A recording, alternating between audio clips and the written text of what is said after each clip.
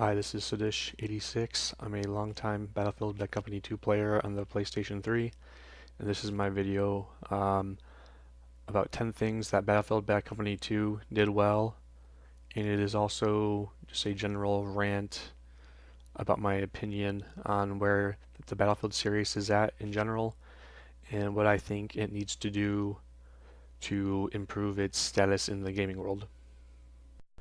But before I go on, I want to mention three negatives of Battlefield Bad Company 2. I want to get these three things out of the way. The first is the ability to enter your opponent's spawn. In Bad Company 2, um, the entirety of the map was available to both teams, and so whether by vehicle or on foot, you could enter your opponent's spawn, which when you had all the objectives, usually meant you could endlessly spawn kill the other team, which usually led to people quitting, which made the feeling of the experience pointless. So while I'm promoting Bad Company 2 in general, I just want to acknowledge this as one thing that it would need to improve upon in order to be as optimal as possible. The second thing is the flag capturing system. In Modern Battlefield, you collect points for every point at which you are participating in capturing a flag or objective, and this obviously incentivizes capturing the objective. This is different from Bad Company 2's capturing system, where you only got points if you've officially captured the objective.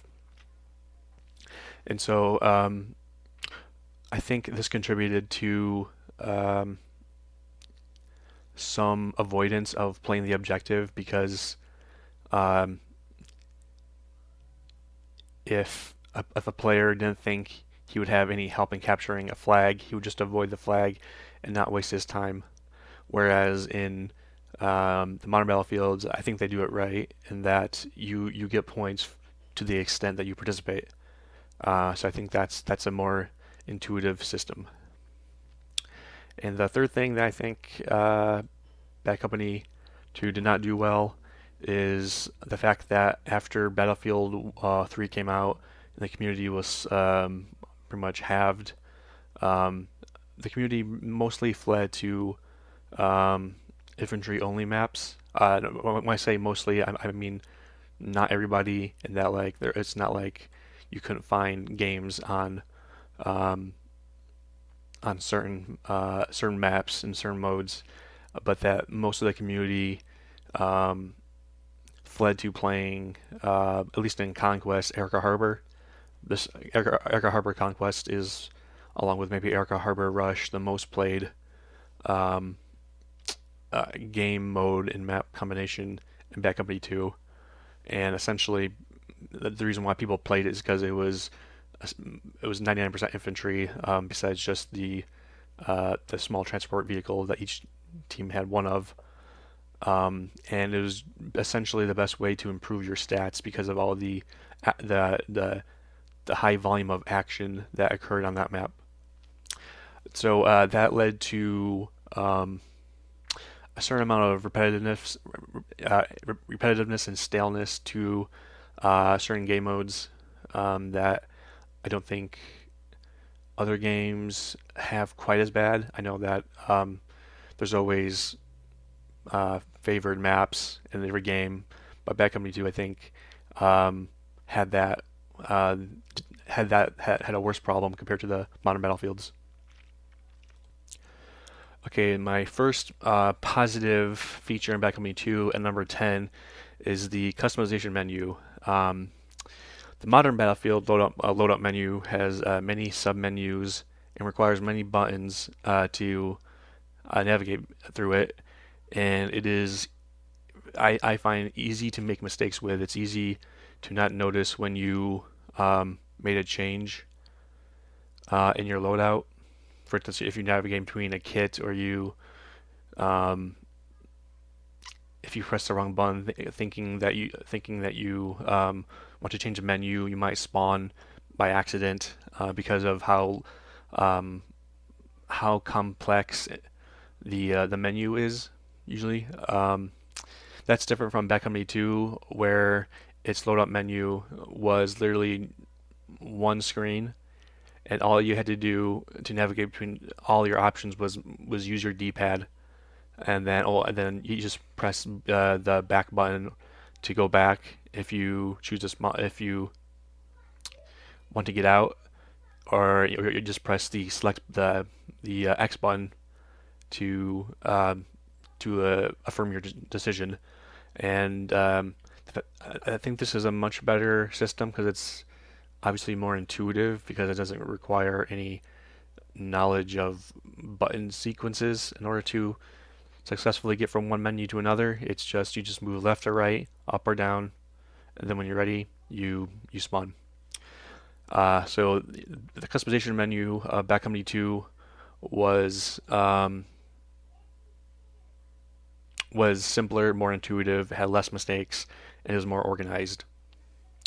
And while we're on the topic of customization, I should also say that I think the customization in Bad Company 2, while being significantly less, meaning there were no customization options really for your character design. I actually found the distinctiveness between all of the classes' uniforms to be strategically useful. And what I mean by that is in the modern battlefields, every character from a distance, it's hard to tell what class of a player you're looking at um, because they're all just really thin characters and they all don't really have that distinct uniforms. Um, in Bad Company 2, the Assault um, looks different from an engineer. The engineer looks different from a medic. The medic looks different from a recon player. And you know at every distance what player you are engaging with. And I think that allowed for that was a decision making helper as opposed to Battlefield's customization where things are similar and you have to buy new outfits to make a distinction between yourself from another character selection. And I know that's a money grab, and I guess this customization preference that's in Bad Company 2 probably might not make its way into the modern battlefields because they deliberately make things look what's it homogenous in order to tempt you with new looks that they can get money out of you through. So at number 10, I have the customization menu and options of Bad Company 2. Number 9, I have what I call the classic perk system.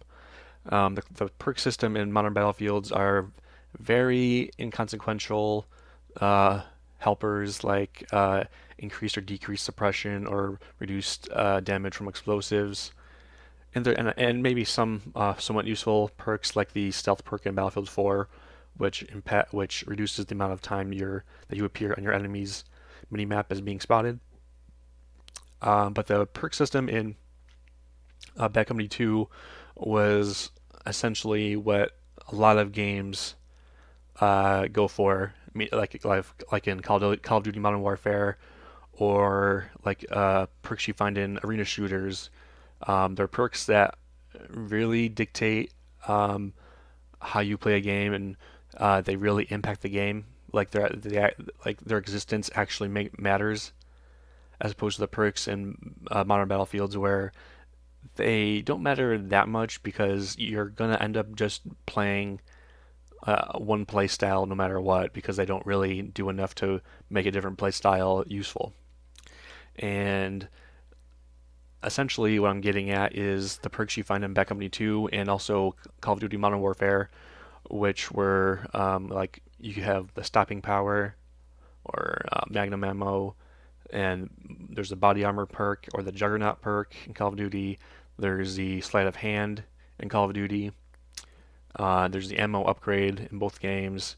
There's in the Bad Company 2 you can carry more explosives, and then also choose a perk that upgrades your explosive damage. Call of Duty Modern Warfare did this better than Battlefield Bad Company 2. Um, I think Bad Company 2 would have been even better if it had Call of Duty's system because it had more game-breaking features than Bad Company 2, and certainly much more than the modern Battlefields do. But I found the classic perks in Bad Company 2 to be um, great because they actually allowed you to get away with doing different things in the game. For instance, the average play style in the shooting game is just you shooting people with guns. Obviously, that's that's first person shooting 097. Um, but in Bad Company 2, the perks allow people to get away with more successful knifing, such as the lightweight kit and the body armor perk, which allowed for players to move faster and take more damage and get away with knifing more. And this was also useful because you could use the highest time to kill weapons with body armor and increase your your effectiveness that way, as opposed to just one game where the weapons that all there is to do is just spam the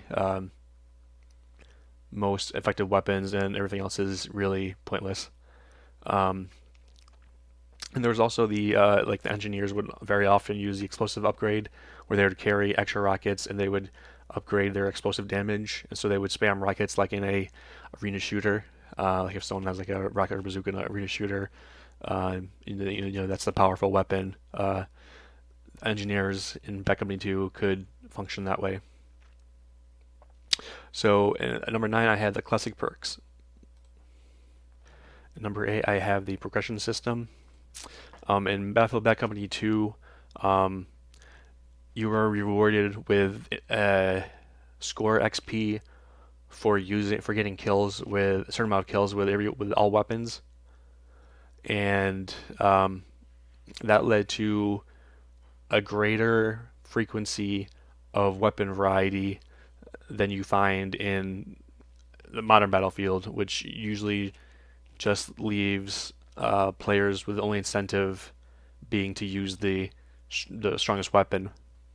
But in Bad Company 2, you end up learning how to play every gun because you got a good enough amount of points to justify using them, and that resulted in many players learning about the game, and and just having, as I say, variety is the spice of life.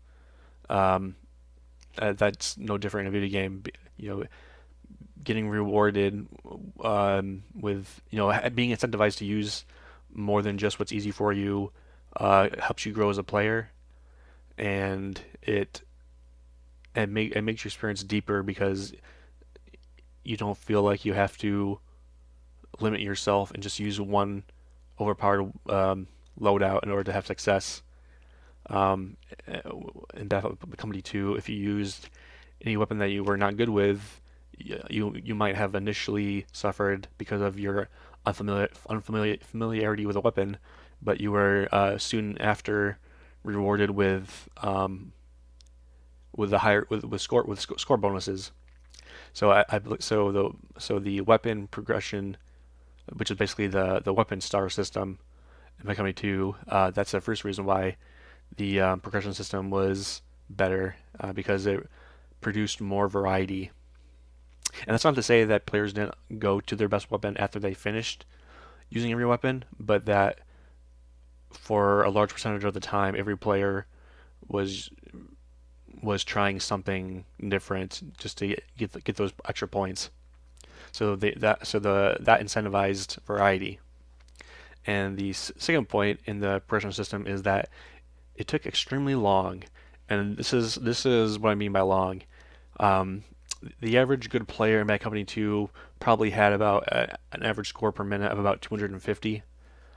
Okay, in order to reach the max rank of 5.4 million points, a player who averaged 250 points would have to play the game 360 hours in order to reach max rank.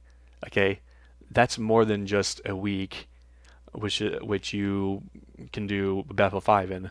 Um, and then a player who the average to above average player who probably averaged around 200 score per minute or 200 points per minute, that player would have to play the game 450 hours.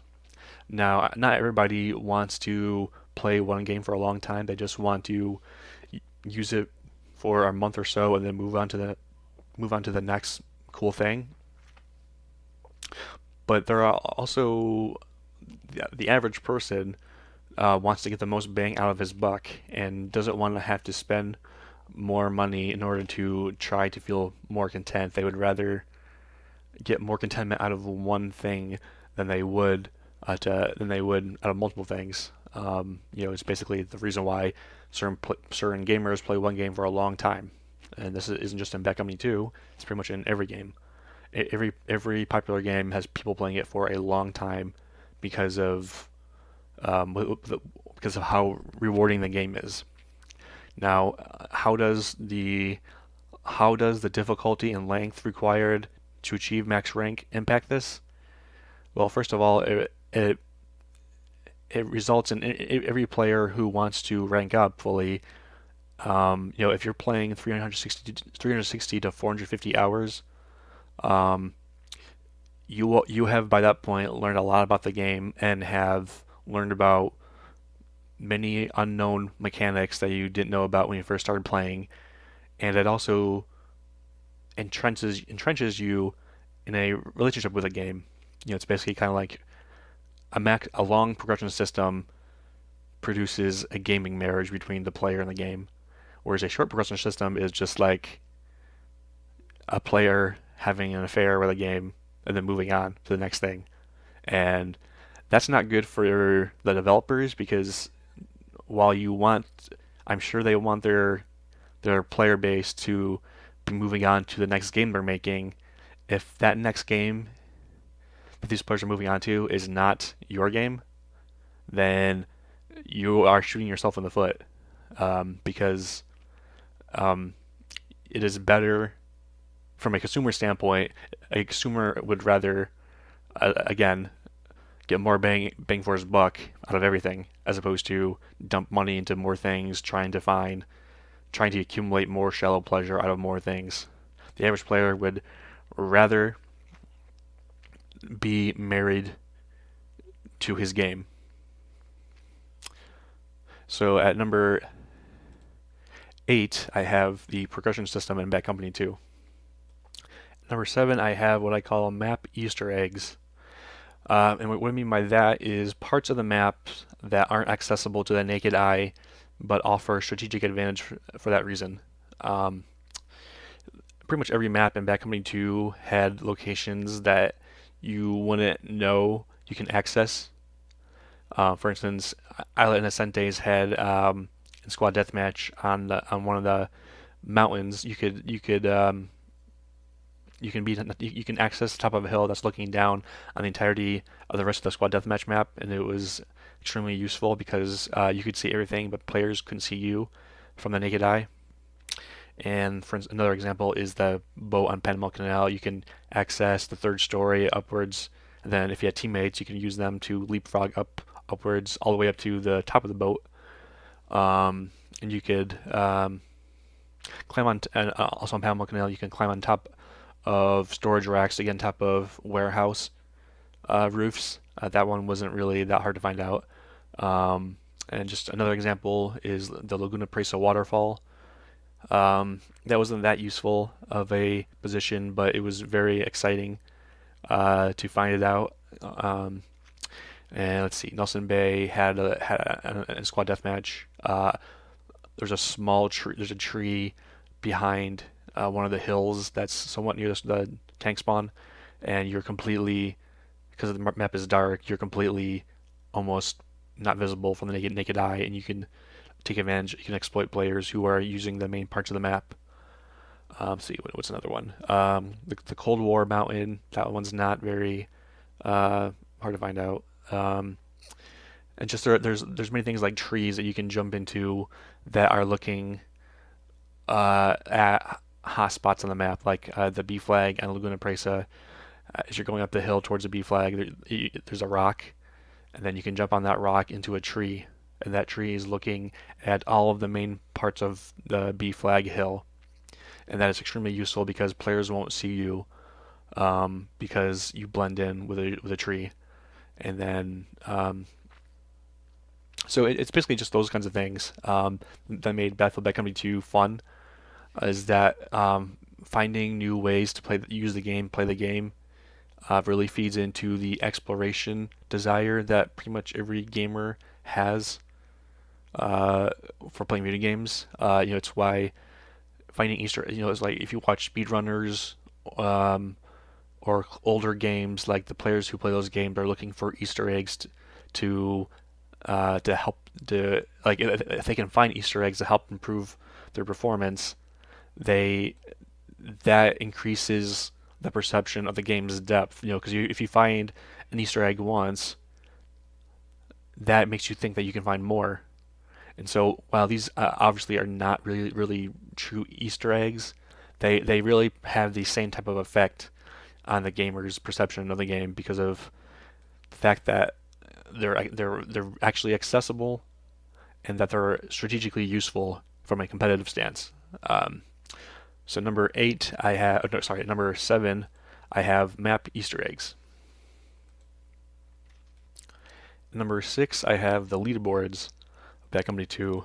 Now, obviously, a in-game leaderboard is probably not distinct to Bad Company 2, and every game, or most games, have like internet browser leaderboards.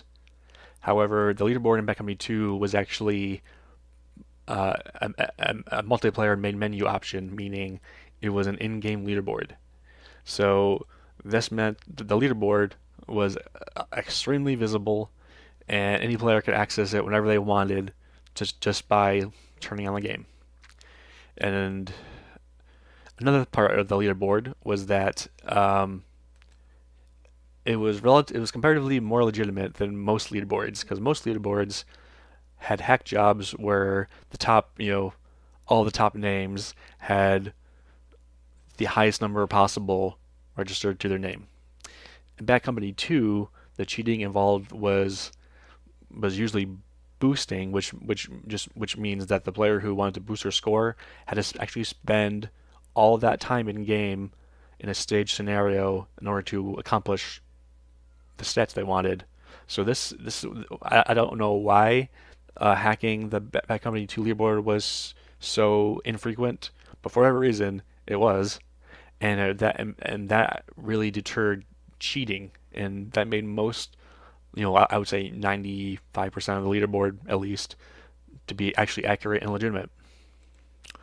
And with that being the case, that made the leaderboard a extremely motivating factor in any long-term player's interest in the game, because nowadays, in order to get clout, all you have to do is stream. So getting clout within a game community, which is what a lot of people want. They want feel like they're a part of something bigger than themselves, and they want to be regarded highly within that thing that's bigger than themselves. But the average gamer is not somebody who can play games professionally. They all they have access to is just the only clout within a game community they have access to is either some sort of social aspect, like talking on a forum, or they have to make a name for themselves by their performance. But in the case of games that have a leaderboard, any player can achieve status simply by playing the game more.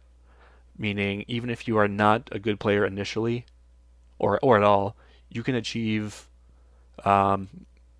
meaningful status in the game simply by playing the game a lot and accumulating enough stats to be ranked higher than certain people in those stats.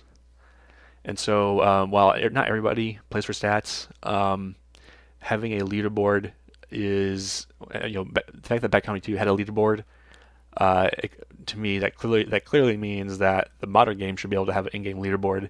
They're just choosing not to do that, and they're choosing to focus on other things, um, which I think is really foolish.